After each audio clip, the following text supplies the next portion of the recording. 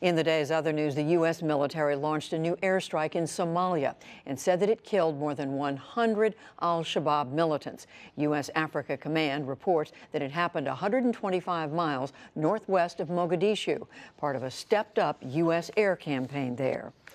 A teenage suicide bomber in Nigeria blew himself up at a mosque today, killing at least 50 people. The blast turned the worship site into blood-soaked ruins. Police say the attacker detonated the bomb as he mingled with mourning worshipers. The militant group Boko Haram was immediately suspected.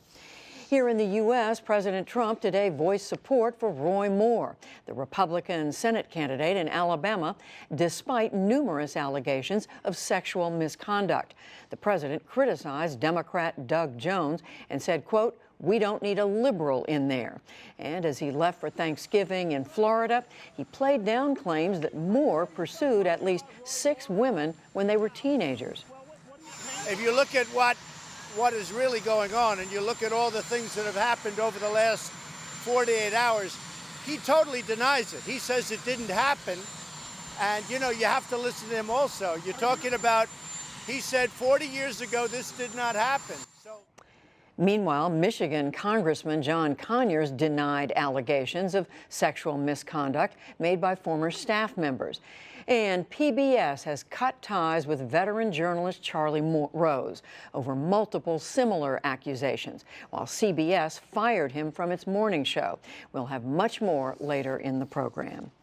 In Pakistan, an Associated Press investigation finds rampant sexual abuse of young boys at Islamic schools known as madrasas. The AP reports that there have been hundreds of cases over the past decade, but it says the problem is hushed up, especially since clerics are often the perpetrators.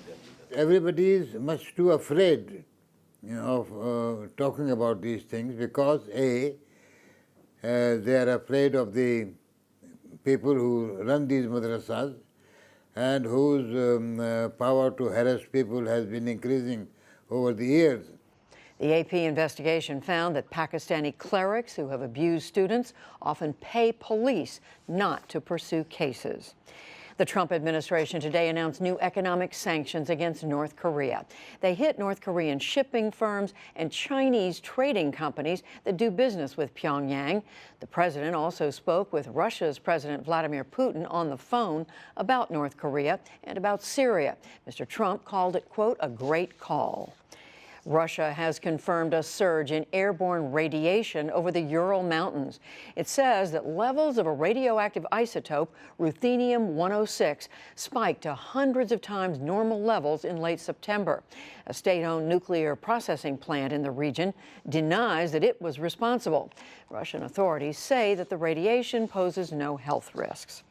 Nearly 60,000 Haitians now have just over 18 months to leave the United States. Last night, the Department of Homeland Security ended a special residency program that began after Haiti's devastating earthquake in 2010. Opponents of the move say that conditions in Haiti have not yet improved enough. On Wall Street, tech stocks led the market higher today. The Dow Jones Industrial Average gained 160 points to close at 23,590. The Nasdaq rose 71, and the S&P 500 added nearly 17. And 2 lucky turkeys are off the menu this Thanksgiving, part of a presidential tradition. The gobblers named Drumstick and Wishbone were officially pardoned by President Trump at the White House today. They'll live out their days at a farm in Virginia.